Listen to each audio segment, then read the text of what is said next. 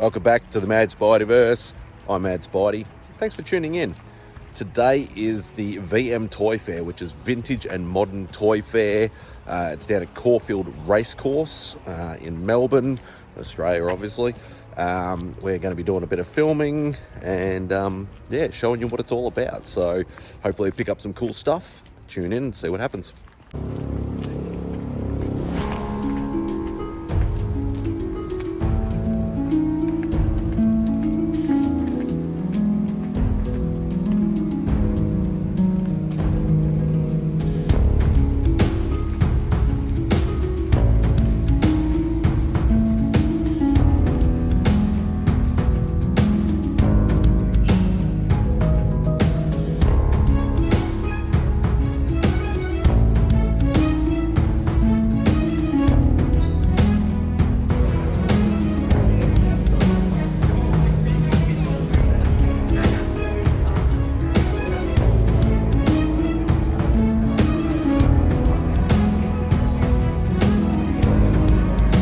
Alright, go through.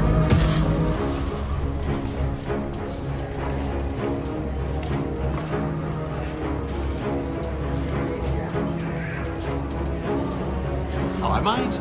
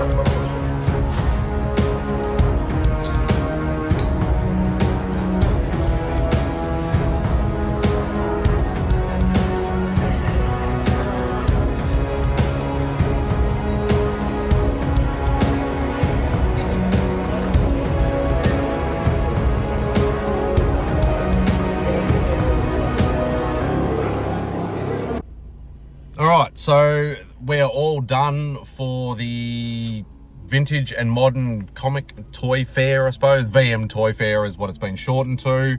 Quite a large, as you can see by a lot of the footage, quite a large venue actually, very good venue. Lighting was a little bit bad, but something to hopefully fix for next time. But yeah, really good show. Bumped into a few familiar faces and vendors and things like that. Picked up a bit of a stack of books of some old school Marvel goodness, as I always do. But stay tuned and wait to see what I actually got. So I will do that haul after the footage. So stay tuned. All right, so now that we're done with the vintage and modern toy fair, was an awesome day. Saw a few familiar friends, some vendors obviously that I've become good friends with and things like that. Didn't expect it actually to be as big as it was. Generally the normal vintage and modern toy fair, as I might have mentioned earlier, is held at the Malvern Town Hall. And that's just the general one, which is usually sort of, you know, every quarter of the year roughly. So usually 3 to 4 times a year that they hold it. There's generally about 50 to 60 stalls, maybe 70, or tables, whichever way you want to sort of put it, in sort of a, you know, as I said, it's a town hall, so just a one big giant room. But this one was, as I said, mentioned earlier, it was the Caulfield Racecourse, one of the main function areas there. And I think there was close to 200 or 250 vendors or anything like that. Wasn't really hunting figures and toys and stuff like that. I was mainly looking for comics, as I usually do. A few things caught my eye. There was a few figures and statues and stuff like that, and I was like, nah, I just want to stick to comics. So that leads me to here, now that I'm back at home.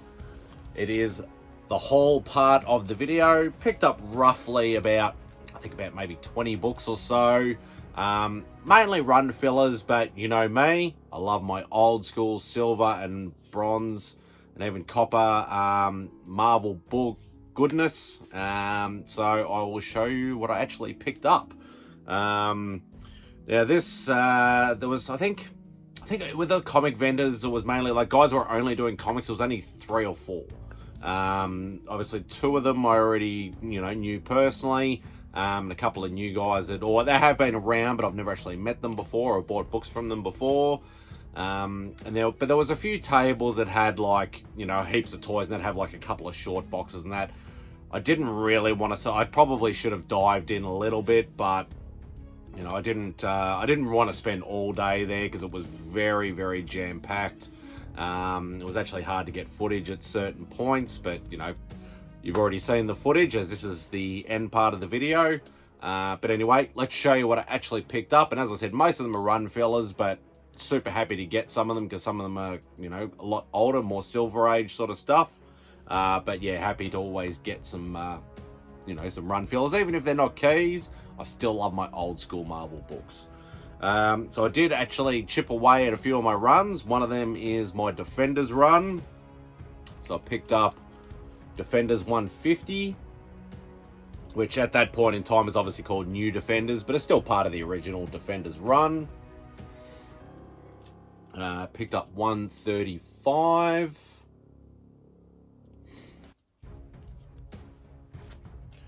132. Not too many consecutive sort of numbers, but yeah, obviously, as I said, I've already got a decent, half decent run of Defenders. So I just sort of, you know, plugged in the gaps a little bit. 131, I think it was. Yeah, 131.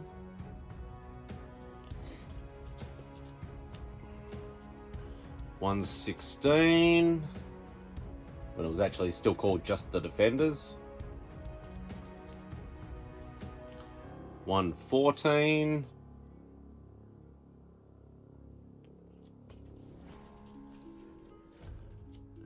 85.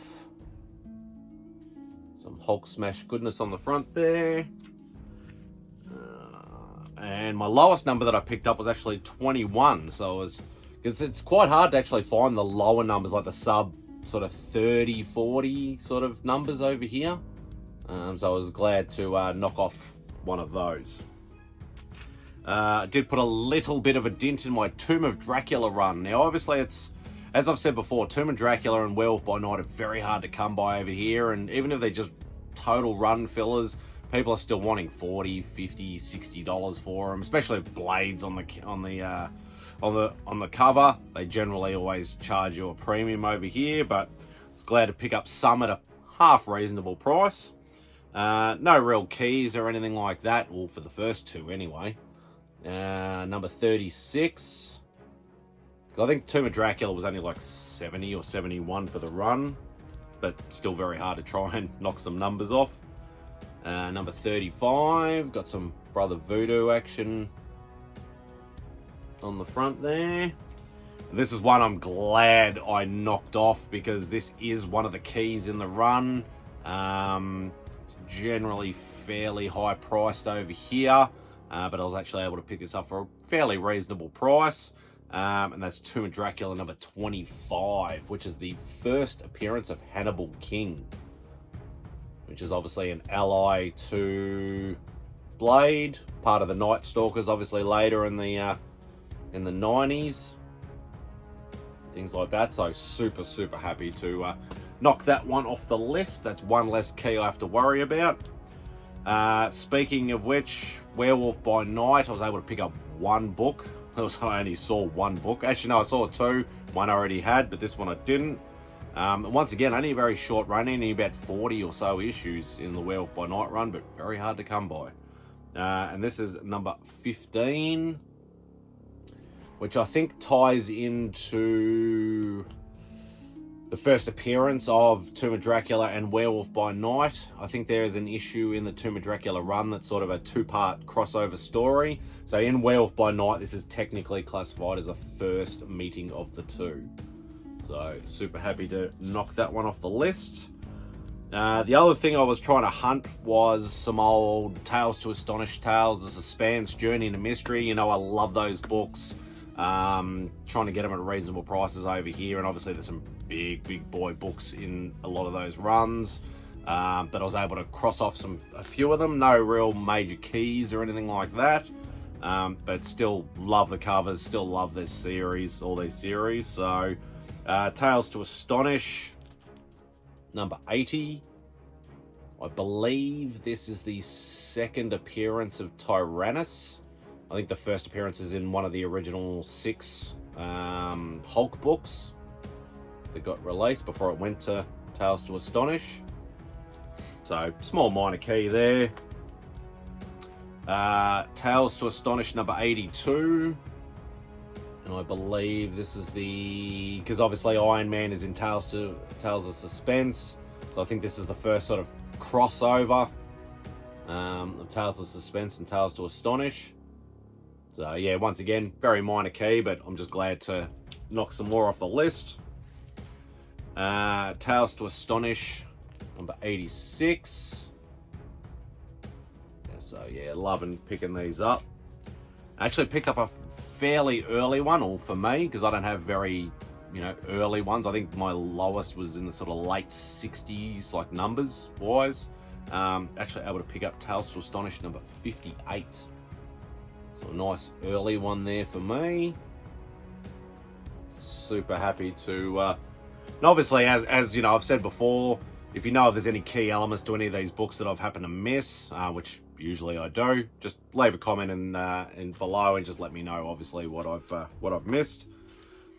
This one I'm glad I actually picked up because Journey into Mystery books are quite rare over here. Like I've said it before with Tales to Astonish, Tales of Suspense, Strange Tales, things like that.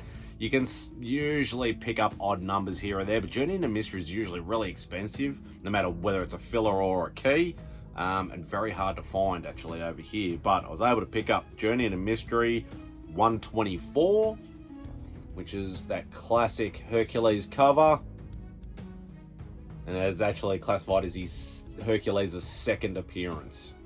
So super happy to cross that one off, and that's another comic that's on the comic wish list.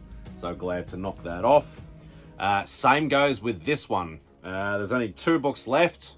No more Tales or Suspense or Astonish or anything like that. This book really heated up when WandaVision came out. Obviously it's dropped in price. I picked this up for a reasonable price for over here. I don't think I've ever seen this book for under $150, $200 over here, but I was lucky I got it well under $100 over here, so I just nabbed it as soon as I saw it. That's Fantastic Four number 94, the first appearance of Agatha Harkness. So obviously Agatha was in the WandaVision show, so that book really skyrocketed for quite a while. But luckily I was able to pick that up for a reasonable price. So super happy to knock that off, and another one off the comic wish list. The last one, Daredevil is one of those sort of series that I try to get every now and again. Daredevil is probably, out of all the Silver Age original releases, so, you know, obviously your Hulk, your Spidey, Fantastic Four, X-Men, Daredevil and all that sort of stuff, the ones that were released at the start of the 60s, not the later ones like your Silver Surfer and things like that. Daredevil's probably the most affordable, not necessarily over here, but it is generally one of the most affordable. And this is now my lowest number Daredevil. I think previously, I had 13 or 14 or something like that. I was able to pick up Daredevil number 12. So obviously, all these books are fairly rough shape, but they're all complete. And I got it for a fairly reasonable price for such a low number. Apparently, this is the first appearance of the Plunderer. Probably just a, you know, D-list villain of some kind. But yeah, awesome classic cover. Super happy to pick up my now lowest Daredevil book. So that'll do for this particular video. Now obviously, if you're ever in Melbourne, my boy Andrew, who is my pop vinyl guy, he co-runs this Vintage and Modern Toy Fair. This one was the inaugural giant size comic and toy fair. Now obviously, if you're ever in Melbourne and there's one on, please go check them out, support them, even give them a follow. They are on IG. They actually have a page on there, so I will actually put the link to that down there. And obviously, once I do my IG page, I'll tag them in that as well. So please go and give them a follow. As I said, if you're ever in Melbourne, there's a show on, go check it out. Especially if you love, you know, old, you know, figures and statues and stuff like that. Especially figures, old, like, you know, Hot Wheels cars, things like that. Plenty of stuff, and obviously comics as well. So once again, thank you very much for tuning in. Hope you enjoyed this video. Don't forget, do all the usual YouTube stuff. Leave a comment if you wish to. Hit the thumbs up on your way out, and please hit that subscribe button if you haven't already. Trying to get to 500 still. I'm like up one, down two, up one, down two, up two, down one. You know, it's just, anyway, we'll get there eventually. So thanks once again. Hope you enjoy the rest of your day, and Spidey out.